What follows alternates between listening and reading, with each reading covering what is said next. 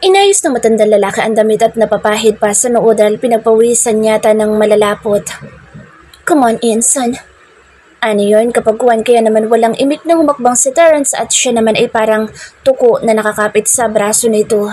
Siya na ang tuko ngayon at hindi na ang dalagita na iyon kanina sa kasal nilang mag-asawa. Hinagod ni Fiona ng tingin si Davis. Puting-puti ang buhok na lalaki at ngayon ay nakikita niya kung kanino mana ang buhok ni Terence. The old man's stance is cascading wealth and power. He looks like an older version of Terence. Nakikinikinita na niya ang future itsura nito kapag tumanda din, ang otoridad at ang kapangyarihan. What the heck happened to your mother, Terence? She's still drunk. Pumihit ang matandang lalaki habang nakapamewang at ngayon ay nagsalubungan na ang mga mata nila. Umiiling na clueless din si Terence habang pinagmamasdan si Belinda na ipinapasok ni Leander sa elevator. Nagubad na iyon at lumalambitin sa katawan ng batang pamangkin. I don't know what happened. She was okay before heading back to her limousine. Ani naman ni Terence sa ama at noon lang iyon tiningnan. Tumango-tango si Davis habang nakatingin pa rin sa kanya. Who is she? Tanong noon kapag kuwan kaya presentable naman siyang umisi. Bumuka ang labi ni Terence para magsalita pero inunahan niya ito. I'm your daughter-in-law, Daddy Davis. I'm Fiona Castillo at your service. Yumukod siya ng konti kaya napanganga sa kanya sa Terence habang sa Davis naman ay kunot ang noo. I don't know that he has a constant girlfriend. My son loves to play and it's so hard to believe that my daughter-in-law stands in front of me wearing... Sinuri siya nito ng tingin at parang gusto nitong masuka sa itsura niya. Ano ba kasing klase ng damit ay pinusuot sa kanya ni Faustina habang bumabiyahe sila? Para siyang nakabarot saya. Isa siyang tunay na dalagang Pilipina at kulang na lang ay latagan siya ng kawayan para magtinikling. This is a traditional Filipina dress. Bumitaw siya sa braso ni Terence at nag-umpisang sumayaw ng karinyosa kahit wala naman tugtog.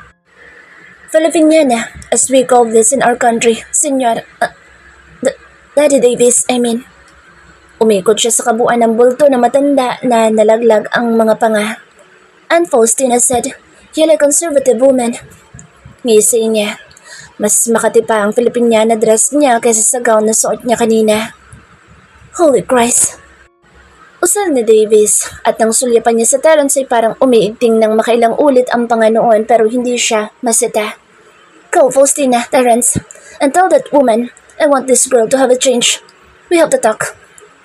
Utos noon sa anak at siya naman ay patuloy sa pagkandirit kahit na nag-aapoy na ang mga mata ng mister niya sa panlilisik. Daddy, honey Terence likes me to wear such clothes too. Anya at tuluyang natigagal ang matanda. Go, get a change. It's my order. Ako ang kinakati sa damit mo. Ano to kaya napatigil siya sa pagsayaw. Nananagalog ang matandang Irish na mukhang Espanyol. May accent iyon pero tulad ni Terence ay tuwid ang dila na managalog. Ayos, hindi durugo ang ilong niya sa pag-i-Ingles. You heard Daddy? He wants me to get a change, honey. He's way cooler than you. Umikot siya at tumapat sa harap ng asawa na walang imik habang nakapamulsa. Fiona patted Terrence's chest and sticks out her tongue. Nakatingin lang naman ito sa mukha niya habang naniningkit ang mga mata. Ngumisi siya dahil unang round pa lang. Talo na niya ito. Wala ito magagawa kung magsuot siya ng pepek short dahil utos iyon ng matandang Montefalco. Masimpleng kantsaw niya pero tumingkayad naman siya para halikan ito sa pisngi. Siya ang nangaligkik na lumapat ang labi niya sa balat ni Terence. Para sa ekonomiya, Fiona. Paalala niya sa sarili. Pumihit na siyang papatalikod nang mapansin niya na wala lang itong kurap at parang nagtitimpi na huwag siyang sakalin. Ngumisi siya kay Davis na parang salamin lang ni Terence. Wala ding ngiti ang matanda habang nakatingin sa kanya. Lumapit siya sa lalaki at nagmano doon nang matanaw niyang tinatanguan na siya ni Faustina para sumakay sila sa elevator. Sa Pilipinas po, hindi uso ang beso-beso, muwa-muwa, plastikan to the max. Kapag po tunay ang respeto ng gustong ipakita sa matanda, nagmamano po kami. Like this. Ulit-ulit siya nagmano kay Davis na parang namamangha na sa inaasal niya. Baka isipin na nito ay baliw siya kaya tumigil na siya. Bless me. Fiona smiled and landed the old man's palm on her head. Akala niya ay para itong batong tao na walang kilos pero hinaplos nito ang ulo niya na halos hindi pa nga niya naramdaman. Go ahead. Lahat nito sa palad kapag kuwan kaya tumango siya saka kumamot sa kilikili. Anong kati naman kasi ng damit niya? My hobby. Kantsaw niya kay Terence na pinatulis lang ang mga labi. Kunwari siyang nag-flying kiss sa asawa para sa ekonomiya. Terence noticed his dad staring into nothing. Nakatalikod si Davis sa kanya matapos nitong kumuha ng baso ng alak. Nakaupo naman siya sa solohang sofa at pinagmamasdan ng ama niya. Dad, anya nang hindi siya makatiis. Pumihit ito papaharap at pinakamasdan siya ng husto. Tomorrow, I'll send the papers. I'll transfer everything to you but I have to validate if your marriage with that lady is true. I'm a bad villain, Terence. I am warning you. If you're fooling me, you better get yourself ready. None of your siblings had the courage to deceive me. Itinuro siya nito gamit ang daliri at tumangulang siya. Wala itong malalaman tungkol sa katotohanan at sisiguraduhin niya iyon. Anyway, wala naman siyang intensyon na kung ano sa ama niya at lalong hindi niya intensyon na lokohin ito kaya lang gusto na niyang makuha ang manay niya lalo na kung sinisili pa iyon ng panganay niyang kapatid. I get it, Dad. I just never had a chance to introduce her to you. She's from Philippines, and we never had so much time to spend with each other. And she's not a socialite. She's not wealthy. In fact, she's Mom's third husband's daughter. Anya. Alam niya magpapaimbestiga ito kaya para sa kanya na manggaling ang katotohanan ay sasabihin na niya. Wala namang reaksyon si Davis. Alam niyang baliwala naman dito ang panlalalaki ng ina niya at ilang beses na rin na tumuntong sa mansyon ng mga Montefalco, sina Lisette at Moana. His father was just so casual about his mother's bad habit and all her stepdaughters. As long as she makes a good wife, a supportive wife to your career, and could cover up your dirty habits, then I don't care. She is welcome as my daughter-in-law. Tumingin si Davis ng lagpasan sa salaming pintuan papunta sa lawn at para itong may naaalala na nakapagpangiti dito. I guess you're not fooling me. Sumimsim ito ng alak tapos ay binalik ang mga mata sa kanya.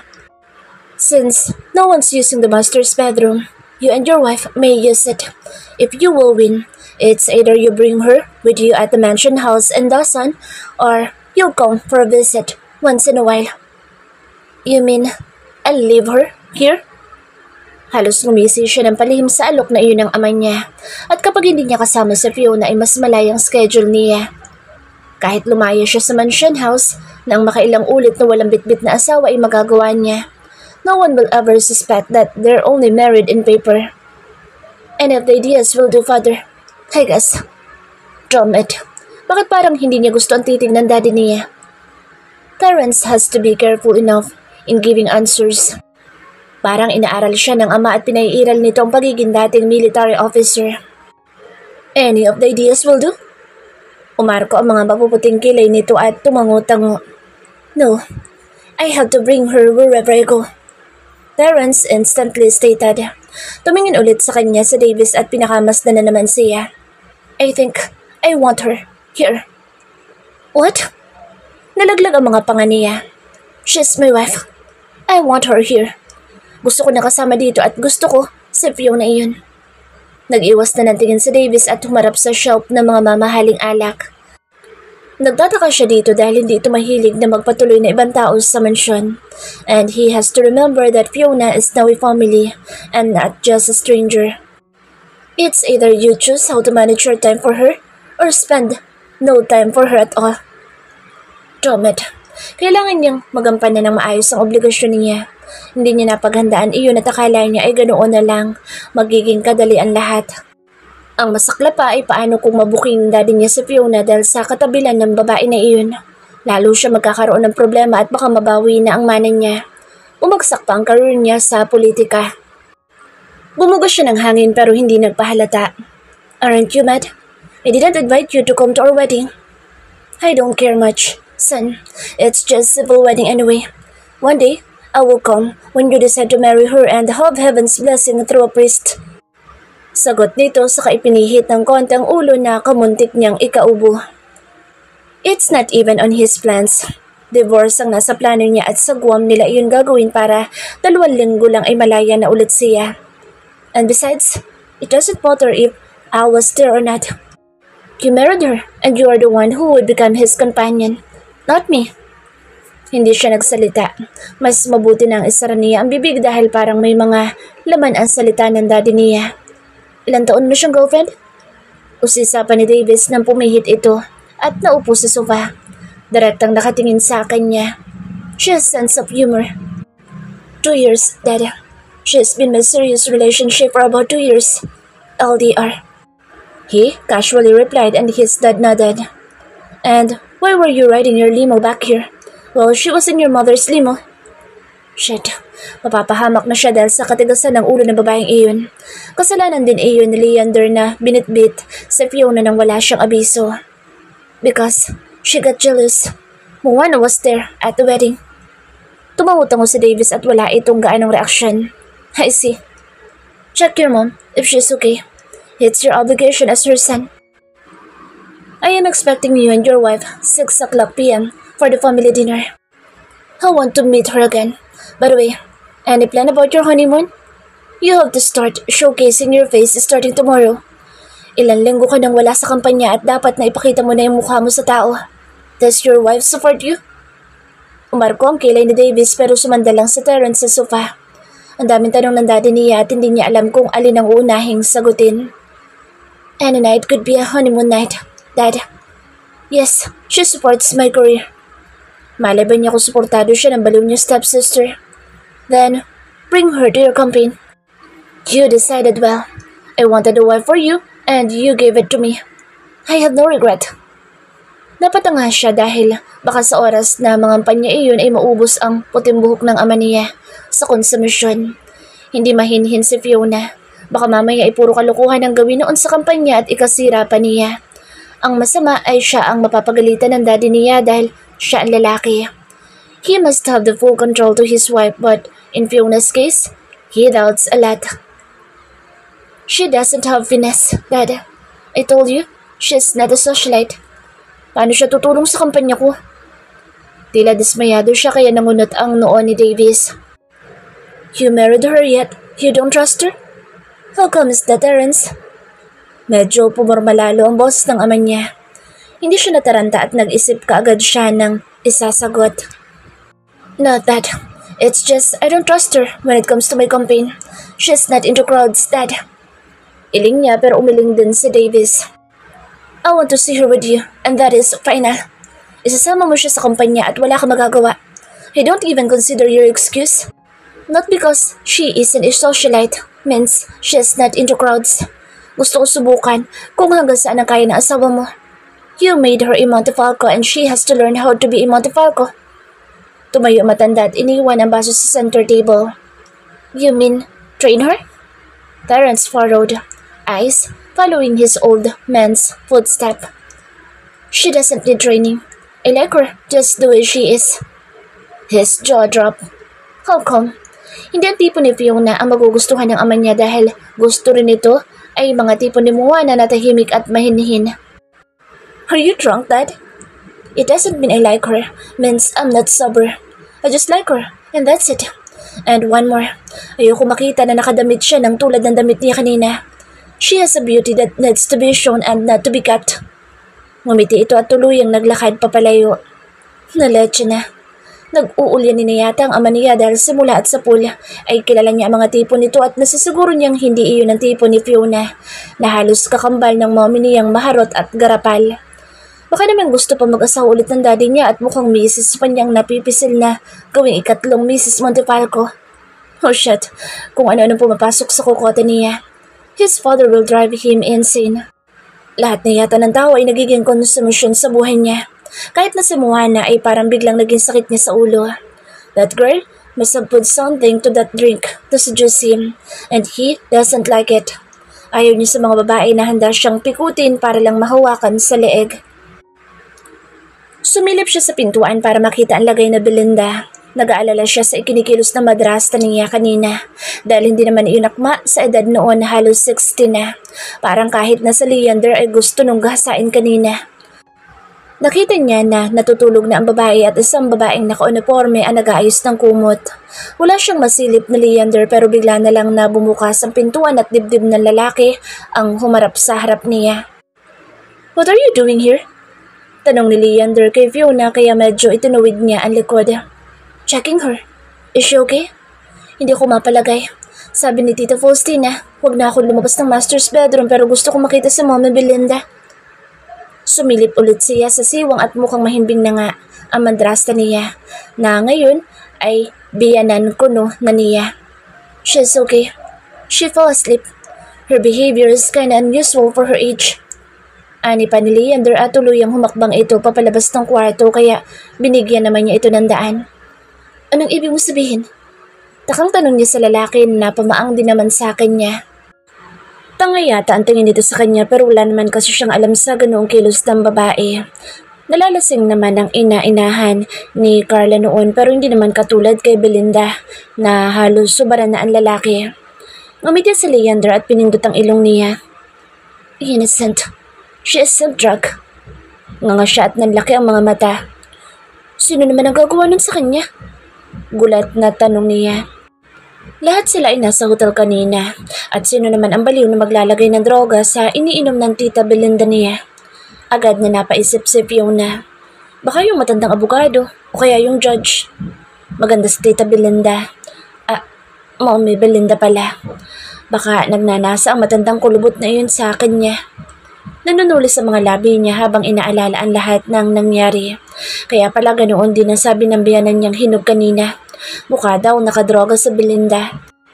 Hindi ba yun napapansin ng nagmamagaling na si Terence? Sa bagay, puro lang naman pala iyon papogi. Wala namang alam. "Sinong gagawa nun sa kanya? Leander?" Kulit niya sa lalaking kaharap ng tingalain ito ulit.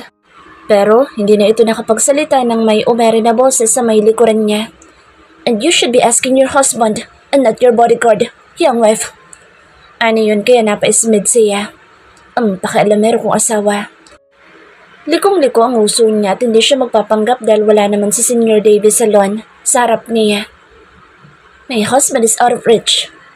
Lumingon siya at iirapan sana ito pero nauwi sa isang ngisi ang pagkakatahi ng uso niya. Natanaw niya ang biyanang lalaki na lumiko sa mahabang pasilyo at mukhang papalapit din sa kanila. "Si Daddy?" Tili niya at kulang na lang ay mapatalon siya papunta sa pwesto ng asawa niya kuno. Lumingon si Terence at pasimpleng kumamot sa kilay. Siya naman ay unti-unting kumandirit papalapit dito. Yumakap siya sa braso ng mister niya at hinaplos-saplos pa iyon. Hinalik-halikan sa braso habang nakatunganga naman ito sa labi niyang umiismid ng papatago. "Daddy!" Bati niya kay Davis nang tumapat iyon sa harap nila. Ang kapal niya maka-daddy. Davis never smiled but just nodded. "How was Belinda, Leander?" Baling nito sa pamangkin na tahimik lang na nakatingin sa kanya. "She's asleep. Don't worry, Uncle. I will monitor her."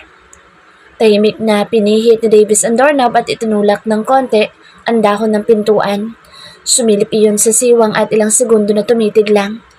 Pinakalmasdan ni Fiona ang matandang lalaki at nangiti siya sa sarili. After a while, Davis pulled the door close. Hindi ito umiimik pero parang may iniisip na malalim. "Where have you been, Terence? Were you with your mom the whole time?" Tumingin ang may balasik na mga mata noon sa sariling anak na nakapamulsa lang naman at mukhang wala naman takot sa ama. Kahit na makikita sa mukha ni Davis ang pagiging strikto. Hindi kaagad sumagot si Terence kaya ito naman ang napagmasdan ni Fiona. Parang may iniisip din ito tapos ay saka tumingin sa mukha ng ama. "I was with her the whole time and she's just so drunk. Mom is not alcoholic and maybe the effect is just a bit tougher."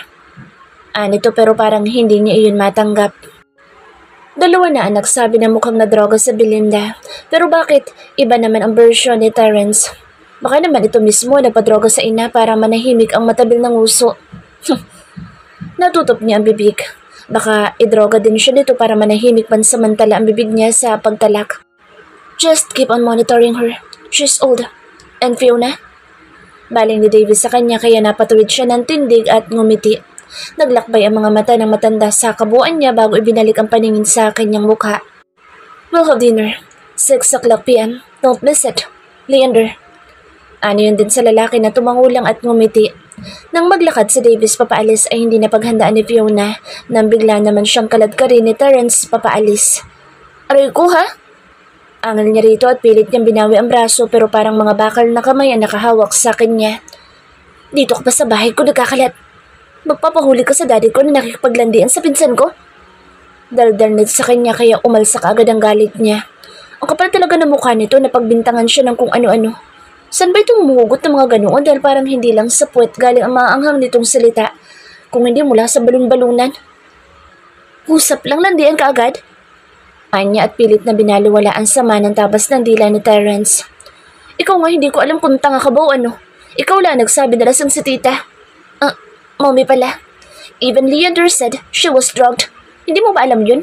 O baka ikaw ang gumawa para patahimikin mo ang bibig ng nanay mo? How could you?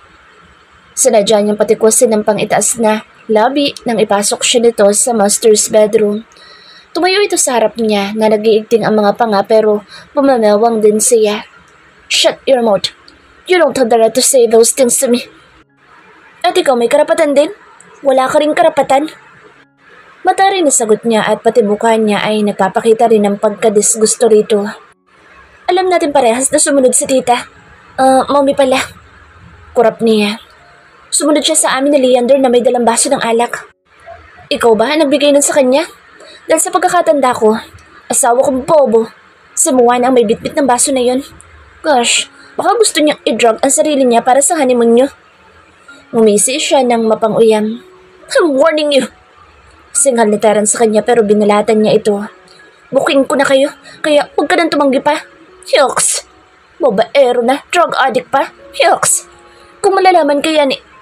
Natilihan siya at nanlaki ang mga mata nang bigla na lang siyang hawakan ni Terence sa muka at hinalikan siya sa labi.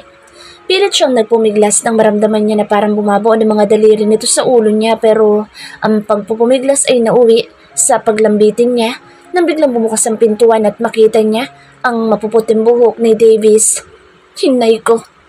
She gasped and shut her eyes. Mariin siyang pumikit at yumakap lang sa batok ng asawa niyang rapist. Ang hirap kumita ng pera. Kahit na busit siya ay kailangan niya magpanggap kapag nandiyan ang matandang Montefalco. Mahirap na, mas lalo siyang mabuking at sa halip na 1,000,000 na makuha niya ay baka surot sa kulungan ang bilangin niya. It's too late to back out. She's there. She's a Montefalco and no matter how much she hates her husband, she has to accept her situation. Aso at pusa sila kapag walang nakakakita pero lovebirds kapag nasa harap ni Davis. Bigla iyong tumikim kaya sa wakas ay tumigil si Terence sa pag-vacuum sa bibig niya. Dad. Anito at lumingon lang ng konti. Kamuntik pong mapatalon sa Fiona nang mapunta sa puwet niya ang palad nito na mukhang nananadya talagang kapain ang katawan niya. Mamay babatukan niya ito. Just checking if you're comfortable here. Seems like you really are. A malicious glittering of the old man's eye made Fiona fret discreetly. This room is okay, Dad. Ani Terence na dinalaan pa ang labi kaya tumango naman si Davis. You still have 3 hours to finish what you're up to. I'll see you later. Ani yun saka inilapat ang pinto papasara kaya agad na inihanda ni Fiona ang kamaon niya para suntukin sa panga si Terence pero nang bumukas ulit ang pinto ay nauwi sa malambing na haplos sa panga ang palad niya. Papatayin kitang ingrato ka. By the way, you must tell Faustina that I like Fiona's dress. Let her wear clothes like that more often. Formal pa rin ang mukha noon na nakatingin sa kanya kaya ngumiti siya. Thank you, Daddy. You're so kind. You're cooler than this, man. Sinampal-sampal niya ang panga ni Terence para makabawi man lang. Hindi naman ito makatutol dahil kaharap ang ama at malamang parehas silang ipatatapon sa planet Uranus kapag nabuking sila na nanloloko lang silang parehas. Davis nodded and shuts the door again. Mabilis niyang sinabunutan ng asawa at talagang niyug-yug ang ulo nito. Oh, God damn it! Nahawakan ni Terence ang pulsuhan niya pero hindi naman siya maisalya. Timwit ka rin! Langya ka! Manyak! She shook his head and pulled his hair tighter. Fiona! Saway nito sa kanya pero hindi siya natinag. Shut stop! I'm losing my patience. I'm telling you, and don't pay hard if you won't stop. Hindi siya nakinig. Niyugyug niya lalo ang ulo ni Terence dahil sumusobra na ito. Hihiluhin niya ito sa kinabayo style niya. Ikaw magbabayad naman niya ka. Gigil na sambit niya at halos yumuko na ito dahil sa pagkakahilan niya. Oh, manyak! He snarled and gripped her wrist. Para siyang biglang natauhan nang makita niya ang nalilisik nitong mga mata at pati na ang kamay nito ay humigpit na sa pulsuhan niya. Sus, Ginoo ko! Napalunok siya ng laway at akmanan niyang bibitawan ang buhok nito at saka naman siya nito hinawakan sa panga gamit ang isang kamay lang at marahas siyang itinangala. Honey? Lambing niya na may kasamang lunok. Nalilisik ang mga mata nito at titig na titig sa labi niya. Kabayo style po more, Fiona. Terrence's lips jerked up. Honey? He sounded hellish and what she felt next was when he pushed her against the wall. Let's see if you can still act bitchy after this. Mariin siya nitong siniil ng halik at tuluyan na siyang nanigas sa kinasasandalan. Hawak ito sa pulsuhan. Patay na ako talaga. Kabayo style? Boomerang. Mukhang siya na ang kakabayuhin ng walang hiya niyang mister. Wala ba doong balkon kung saan pwede siyang tumalon? Terrence noticed her struggling, and so he scooped her waist and pinned her on the wall. His way quicker than Fiona's plans. Hindi siya nito mapapaalis lalo na at nasa teritoryo niya ito ngayon. He was having his boner since she jumped beside him and hugged his arm, kissing it from time to time. It was a normal response of his body. Anyway, because his name really matches his personality. He's lewd, horny most of the time. Bitiwan mo ko! Sigaw ni Fiona nang pakawalan niya ang labi nito at hinalikan niya ito sa leeg. Tom no! He snarled, pushing his torso in between her legs that were wrapped around his waist. Sa oras na bitawan niya ito, malamang nabasag ang itlog niya kaya itutuloy na niya ang kademonyuhan na kanina pa niya naiisip. Tom, yes! Singhal din ang asawa sa kanya at sinamulang bayuhin ang likod niya. May kasama ring sabunot at pag-ugas sa kanyang buhok. She's busy struggling so he took the chance to make it easier. He never minded the pain but the pleasure she's giving him. Every hit doubles his arousal. Terrence! Saway ni Fiona sa kanya habang kapain niya ang sariling bolt at para itong natilihan nang tumunog ang buckle noon nang pindutin niya ang release button. Tumingin ito sa mga mata niya at napalunok. His eyes lost their defenses and replaced by fear. May takot din pala ang babaeng ito. Papa! Palahaw nito ng iyak kapag kuwan at sinamulan na naman siyang hampasin pero sa laki niya, hindi man lang siya nito mapatikal ng konti. Terrence held his wife and just slumped her on the white couch, hovering on top of her, in between her thighs. Rapist! Tilipan ni Fiona. Scream and we'll both be dead. He smirks against her head. She's fighting against his strength but he's not affected. Ibinaba niya ang zipper ng pantalon kaya lalo itong nagpumiglas at tagaktak ang pawis sa leeg at noo, kahit na napakalamig sa loob ng kwarto. He promised that he'll take away her stubbornness by taking away her innocence. Masyado itong matabil at palaban kaya tingin niya kung saan ito pupulutin. Muli niya siniil ng halik si Fiona at ang isang kamay niya ituluyang pumasok sa loob ng suot nitong bestida. Punteriya ang suot nitong underwear. Thank hell she doesn't have any underneath her beautiful white dress, except for her undies. Terrence! This time her scream was mixed with tears, but he's blind and deaf. She was so wrong for testing his patience because he doesn't have much more of it. He aimed for that soft and thin fabric, ripping one side of it. Ayok! Fiona's cries were locked up inside her mouth when he sealed her lips with a fierce kiss. Lalo itong napaiktad at umiiyak sa loob ng bibig niya pero inihanda niya ang sarili lalo na nang maramdaman niya na nanginginig na ang mga hita nito dahil sa panlalaban. When he says his, he means every inch belongs to him. Hindi kita mahal. Wala kang karapatan na gawin ito sa akin. Bumalo ang mga luha ni Fiona at namamalat na ang boses. Pilit itong humahawak sa kanton ng isang kahoy na shop pero hindi ito makausad sa laki niya. Kalokohan ng pagmamahal na inuusal mo. Napangisi siya sa sarili at sa kanya itinulak ang sarili kasabay ng pagsakop sa kabuuan ng asawa niya. Umiiyak na dumaing ito sa ilalim niya at ramdam niya ang paghahabol nito ng hininga pero mas nahihibang siya sa sarap. Titingnan lang niya kung makakaasta pa ito tulad ng dati sa harap niya. He cursed as his climax ripped his entire being, holding his own manhood, covered with bloodstains. Baliwalang umalis siya sa pagkakakubabaw sa asawang parang nanginginig pa rin kahit na alam niyang hindi naman natapos. Too bad that her first experience has to be like it. She never had a chance to taste what orgasm feels. Demonyo ka! She still managed to say, covering her naked part. Malapunyal na mga mata ang itinunghay nito sa kanya habang nag-aayos siya ng pantalon. Next time, take pills. I don't want to release it outside. I want it inside. Gigil na hinawakan niya ito sa panga pero pabalya nito ibinaksi ang braso niya. At malakas ang sapak mo na may susunod pa. Fiona began to cry but Terence just grinned victoriously. Of course, you're my wife and it's your obligation to pamper my roaring body. His brow involuntarily curved as the corner of his lips tilts up. You're paid, and you said you've used your brain wisely. Use it again, this time. Pinaningkitan niya ito ng mga mata at wala itong imik na bumangon pero bigla na naging pagnguwi. Tutop ang puson. Umikbi ito ng patago dahil ibinaling ang muka pa kabila. Walang imik itong tumayo pero parang halos matumba kaya agad niyang nahawakan sa siko. Ano ba? Galit na nagkiskisa ng mga ngipin ni Fiona nang harapin siya at walang pangingimi na binigyan siya ng sampal. Umigting lang ang mga panga niya at nagtimpi. Pasalamat ka, mahal ko mga kapatid ko pero kung wala akong kapatid, ibabagsak ko ang 10 ng salinlahi mo at uumpisan ko yun sa kandidatura mo. Demonyo!